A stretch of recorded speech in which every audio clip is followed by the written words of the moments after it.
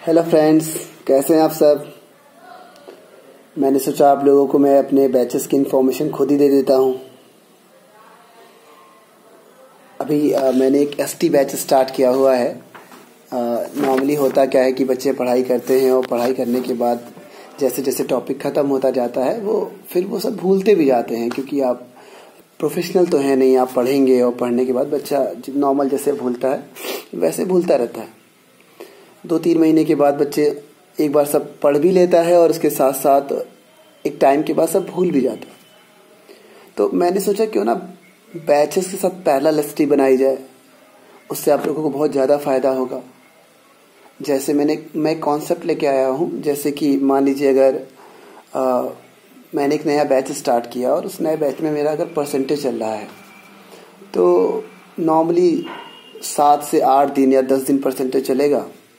उसके बाद जब परसेंटेज ख़त्म हो जाएगा तो प्रॉफिट लॉस स्टार्ट होगा, और जब मान लीजिए पहले दिन प्रॉफिट लॉस स्टार्ट होगा तो उसके बैच के आधे घंटे पहले मैं आपको परसेंटेज के 25 क्वेश्चनों की एक एसटी कराऊंगा। और ऐसा मैं उस परसेंटेज की एसटी में तब तक कराऊंगा जब तक मेरे प्रॉफिट लॉस के बैचेस चलेंगे। जैसे मैंने प्रॉफिट लॉस आपका 8 से 10 लेक्चर में ख़त्म हुआ तो 10 दिन तक आप लोग को परसेंटेज की एसटी देनी है। इससे होगा क्या कि आप जो पीछे पढ़ रहे हैं वो आप भूलेंगे नहीं, वो चीज़ें बार बार आपकी रिवाइज होती जाएगी। ऐसे ही जब आपका प्रॉफिट लॉस ख़त्म हो जाएगा तो फिर एसआई और सीआई क्लासेस में स्टार्ट होगा और आपकी प्रॉफिट लॉस की एसटी स्टार्ट हो जाएगी। और ऐसा हर बैच के अकॉर्डिंग होगा। जैसे मान लीजिए किसी बैच में टाइम एंड वर्क चल रहा है, उस बैच में अभी जल्दी ही रेशियो मिक्सचर ख़त्म हुआ है, तो अब उनमें टॉपिक तो टाइम एंड वर्क का चलेगा, लेकिन जो एसटी है वो आपकी रेशियो प्रोपोर्शन और मिक्सचर की चलेगी। कुल मिला के सर पढ़ चाहे आप जितना लें, एक टाइम के साथ जब तक आप क्वेश्चनों को लगाना नहीं सीखेंगे, जब तक प्रैक्टिस उस लेवल की नहीं होगी सर, फिर एग्जाम में होना कुछ नहीं है। बहुत सारे बच्चे, बहुत सारे इंस्टीट्यूट हैं, बहुत सारे बच्चे हैं, वैकेंसीज मुट्ठी भर हैं, लोग तैयारी कर रहे हैं, तैयारी करते जा रहे हैं, लेकिन फाइनली जब रिजल्ट आता है तो कभी 2 नंबर से सिलेक्शन रुक जा रहा है, कभी 4 नंबर से सिलेक्शन रुक जा रहा है। ठीक है, अगर वो पास भी हो गया तो शायद वो फाइनल कट ऑफ में नहीं आता, और ऐसा हमेशा हो, और ऐसा हो रहा है। कमियां सिर्फ हम ही में हैं। दिक्कतें ये हैं कि हम आज के टाइम में अगर हम बात करें तो सर, जैसे मैं बता रहा हूँ, एक स्टोरी बताता हूँ आपको। एक बार क्या हुआ कि एक लड़का ना मोटिवेशनल वीडियो देख रहा था। ठंडी का मौसम था, रजाई के अंदर घुसा हुआ था और मोटिवेशनल वीडियो रजाई के अंदर देख रहा था। सर आप बताइए, एक बंदा रजाई के अंदर मोटिवेशनल वीडियो देख रहा है, सर मतलब बहुत बहुत अलग बात है। आप मोटिवेट होना चाहते हैं लेकिन रजाई के अंदर, बाहर नहीं। तो ऐसे बहुत सारे बच्चे आ रहे हैं, पढ़ाई कर रहे हैं, लेकिन सर कोई भी ना बहुत फोर्सफुली अपने आप को अपना आउटपुट नहीं दे पा रहा। पढ़ तो रहा है लेकिन उसे रिजल्ट में कन्वर्ट नहीं कर पा रहा। और जैसे मैं अपनी बात करूं तो आप सब लोग मुझे जानते ही होंगे। अगर ये वीडियो कहीं और आगे तक जाएगा तो मैं अपने बारे में बता दूं। मेरा नाम धर्मेंद्र कुमार यादव है और मैं अभी लखनऊ आलमबाग में दुर्गेंद्रास में पढ़ा रहा हूं। हमारे यहाँ सब लोग पढ़ा रहे हैं, बहुत सारे टीचर हैं, बहुत अच्छी टीम है हमारी, बहुत अच्छी लगन के साथ सब लोग मेहनत कर रहे हैं। लेकिन मार्केट में मुझे लेके बहुत अफवाह है। बच्चे अलग अलग तरह की बातें करते हैं कि वो बहुत हाई लेवल का पढ़ाते हैं, बहुत ऊपर से जाएगा। और जो बच्चे मेरे पास बाद में पढ़ने आते हैं और जो मुझसे अभी पढ़ रहे हैं, वो सब कहते हैं कि हाँ सर, जब मैं आपसे पढ़ने आया था तो बच्चे मुझे भी मना कर रहे थे कि उनसे मत पढ़ो, उनके पास मत जाओ, बहुत अपर लेवल का पढ़ाते हैं। तो जब तक आप मुझसे मिलेंगे नहीं, जब तक आप मुझे जानेंगे नहीं, जब तक आप मुझसे पढ़ेंगे नहीं, आप कैसे मुझे जज कर सकते हैं। और गलत है ना, आपको मुझे जज करना भी नहीं चाहिए। बहुत सारे टीचर हैं, पढ़ा रहे हैं, मैं भी पढ़ा रहा हूँ। मैं ये नहीं कह रहा कि मैं सबसे अच्छा पढ़ाता हूँ। मैं अच्छा पढ़ाता हूँ, मैं सबसे अच्छा नहीं पढ़ाता हूँ। सब लोग पढ़ा रहे हैं, मैं भी पढ़ा रहा हूँ। हाँ, मैं अच्छा पढ़ाता हूँ और लोग भी अच्छा पढ़ाते हैं। मैं किसी को मना नहीं कर रहा हूँ, किसी को ब्लेम नहीं कर रहा हूँ। अच्छी चीज़ है, अगर लोग मेहनत करते हैं तो अप्रिशिएट करना चाहिए। लेकिन एक जो निगेटिव बातें हो गई हैं वो थोड़ा सा ना हो, इसलिए मैंने सोचा कि मैं ही ऑनलाइन आके आप लोगों को बता दूं। आप लोग आए। अब देखिए टाइम चेंज हो रहा है सर, 2012 नहीं है ये, ये टाइम जो है ये 2019 है, और 2019 में चीज़ें इतनी तेज़ी से चेंज हो गई हैं, इतनी तेज़ी से चेंज हो गई हैं, इतनी तेज़ी से चेंज हो रही हैं कि पेपर में अब बिल्कुल पका पकाया नहीं मिल रहा है। बहुत सारी चीज़ें घुमा के पूछी जाती हैं। जब तक आप खुद भी क्वेश्चनों को ट्विस्ट करके नहीं सीखेंगे, आप कैसे अपना आउटपुट दे पाएंगे? बात वही है सर। बच्चा वहाँ तक पहुँचता है और पहुँचने के बाद बच्चा अपने गोल को अचीव नहीं कर पाता है। दिक्कत बस इतनी है। पढ़ सब रहे हैं, अपने हिसाब से सब मेहनत कर रहे हैं। मेरी क्लासेस में सिर्फ एक दिक्कत है सर, मैं फास्ट नहीं पढ़ाता हूँ। हाँ, मैं कैलकुलेशन के पार्ट को थोड़ा सा जल्दी कर देता हूँ, क्योंकि मैं ये मान के चलता हूँ कि बच्चा अगर ग्रेजुएट है और थोड़ा सा कंपटीशन के लेवल पे है, तो वो थोड़ी बहुत मेहनत करके आया होगा, और ये चीज़ें तो आपको आनी चाहिए। क्योंकि अगर आप यहाँ नहीं करोगे, जैसे क्लास में अगर आप पढ़ रहे हो, मैं एक ही क्वेश्चन को अगर 7-7, 8-8, 10-10 बार अगर आपको बता रहा हूँ, तो सर कहीं ना कहीं आपको ये नहीं लगता है कि मैं आपको इतना ईजी एटमॉस्फेयर दे रहा हूँ कि फिर आप जब यहाँ से बाहर जाएंगे तो शायद आप हकीकत का सामना नहीं कर पाएंगे। हाँ, मैं बच्चों को बहुत ज़्यादा पसंद नहीं आता हूँ, ठीक है। वो उसके पीछे का रीज़न ये है कि मैं उनके मुंह पे सच बता देता हूँ। अभी आपसे कोई कहे कि हाँ भैया बस बहुत बढ़िया, आपका सिलेक्शन हो जाएगा, हो जाएगा, हो जाएगा, हो जाएगा, तो ये सब बातें जब बार बार कही जाती हैं, बार कही जाती हैं, अरे मैं मेहनत कर रहा हूँ, मुझे मालूम है कि मेरी तैयारी इस लेवल की नहीं है, आप आके मुझे 2 बातें सहानुभूति की कह दोगे तो क्या मेरा सिलेक्शन हो जाएगा? अगर कुछ कर ही सकते हो तो सही से गाइड करो। झूठी सहानुभूति क्यों दे रहे हो? आप मुझे आके मना कर दो, हाँ भाई इस तरह से करोगे तो नहीं होगा। कल से मेरा एक बैच स्टार्ट हो रहा है अर्थमेटिक का, 9:30 से 11 परसेंटेज से वो चैप्टर स्टार्ट होगा। परसेंटेज, प्रॉफिट लॉस, ऐसे ही वो चलता जाएगा।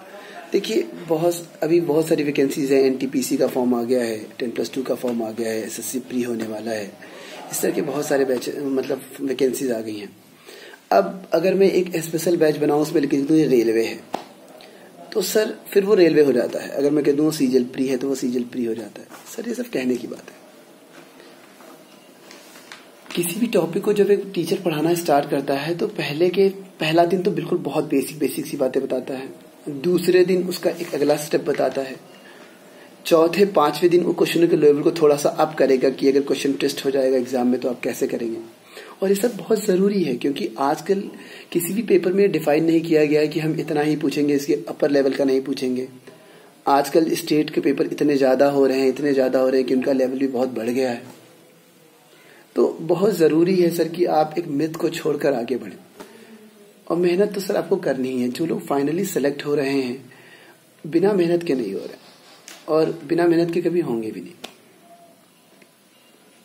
मैं आप लोगों को अपने बैचेस के बारे में बता देता हूँ। मेरा एक बैच 8:30 से 9:30 चलता है। अर्थमेटिक का 1 घंटे का बैच है वो। फिर मेरा एक बैच चलता है जो कल से नया स्टार्ट हो रहा है, 9:30 से 11। अर्थमेटिक का नया बैच है, परसेंटेज से चलेगा। वो मैंने सीजीएल प्री, रेलवे, 10+2 को फोकस करके बनाया है। फिर उसके बाद जो बैच है वो मेरा एडवांस का चलता है। कल से मेंसुरेशन स्टार्ट हो रहा है, ठीक है, मेंसुरेशन। उसके बाद मेरा 12 से 12:30 से 1 जो है फिर एसटी होती है आधे घंटे की। फिर 1 से मेरा मेंस का बैच चलता है। जो बच्चे 2017 अगर कैंसिल हुआ उसका मेंस देने जाएंगे, या फिर 2018 के लिए, क्योंकि अगर 2018 का पेपर होगा उसके बाद मेंस के लिए बहुत ज़्यादा टाइम नहीं मिलता है और आजकल बहुत ज़्यादा डीप पढ़ना है, तो उसके लिए मेरा एक मेंस का बैच चलता है। और बहुत अच्छे बच्चे आते हैं उसमें, काफ़ी मेहनती हैं सब। अगर कोई उस लेवल का है और वो सोच रहा है कि उस लेवल की पढ़ाई नहीं करा रहा है कोई, तो आप आके ऑफलाइन ज्वाइन कर सकते हैं। फिर मेरा 4:30 से 6 बैच चलता है। फिर 6 से 6:30 फिर एसटी होती है। मैं एसटी को लेके फिर बता दे रहा हूँ सर, एसटी के चार्जेस बहुत ज़्यादा नहीं है, बहुत नॉमिनल चार्जेस रखे गए हैं।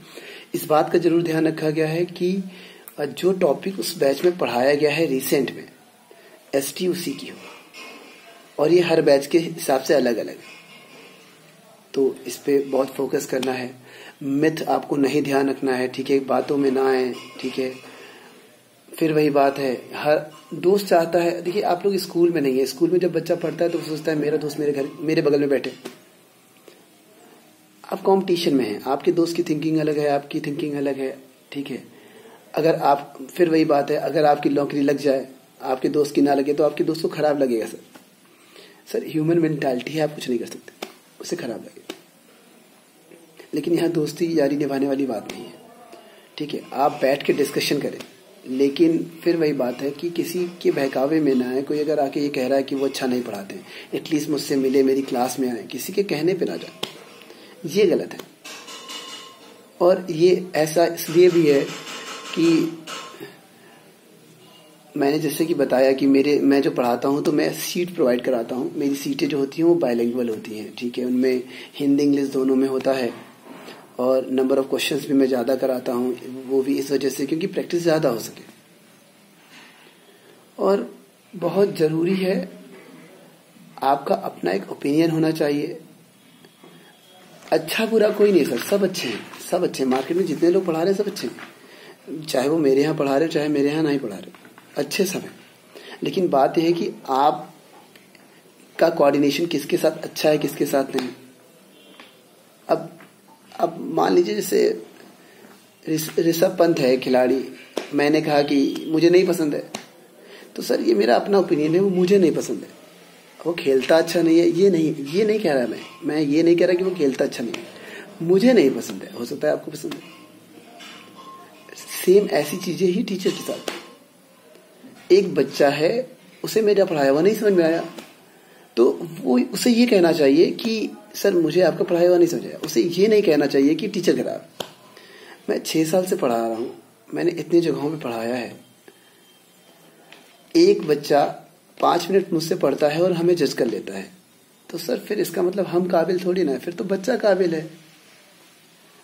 आप समझ रहे हैं हम क्या कहना चाह रहे हैं। तो हम बस यही कहना चाह रहे हैं कि आने वाले टाइम में अगर कोई बच्चा मुझसे पढ़ना चाहता है, आप एटलीस्ट मेरा बैच करके देखो, लेकिन बीच में मत आओ। बीच मतलब जैसे परसेंटेज शुरू हो रहा है, आप आओ ज्वाइन करो, क्योंकि परसेंटेज, प्रॉफिट लॉस, SICI एक साथ चलता है। टाइम एंड डिस्टेंस स्टार्ट होता है, train, time and distance, boat and stream. Time and work start हो रहा है, टाइम एंड वर्क, उसके बाद आपका बोट एंड स्ट्रीम। एडवांस में आप अलजेब्रा स्टार्ट होता भाई, ट्रिग्नोमेट्री स्टार्ट होता भाई, मेंसुरेशन और ज्योमेट्री में जब ज्योमेट्री स्टार्ट होता भाई, ज्योमेट्री पढ़िए, फिर मेंसुरेशन पढ़िए। मतलब किसी भी एक ऐसे सेक्शन से मेरे क्लास में आइए जो नया हो। बीच में आके बैठेंगे तो आपको सब बहुत ज्यादा समझ में नहीं आएगा, और शायद ना के बराबर। क्योंकि एक एक बच्चे को खुश रख पाना बड़ा मुश्किल है, ठीक है। अब कि हर बच्चे को मैं ध्यान दूं, सर ऐसा कैसे हो पाएगा। कंपटीशन है सर, कंपटीशन में फिर वही बात है, घोड़ों की जरूरत है सर।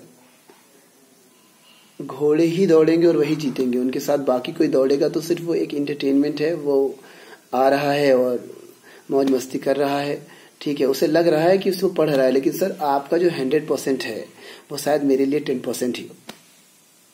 इसीलिए बहुत सारे बच्चे जब आते हैं, पता चलता है उन्हें, तैयारी करते हैं, तैयारी करने के बाद उन्हें लगता है कि वो अपना बेस्ट दे रहे हैं, लेकिन बाद में भी सिलेक्शन नहीं होता।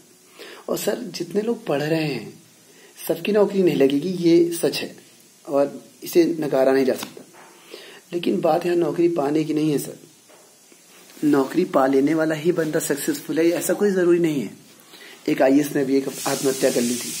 IAS, आप समझ रहे हैं सर पोस्ट की गरिमा क्या है। अगर एक IAS बन जाने के बाद जिंदगी आसान हो जाती तो सर फिर वो आत्महत्या क्यों करता। नौकरी पाना ही सब कुछ नहीं है, वो कमिटमेंट से सब कुछ है।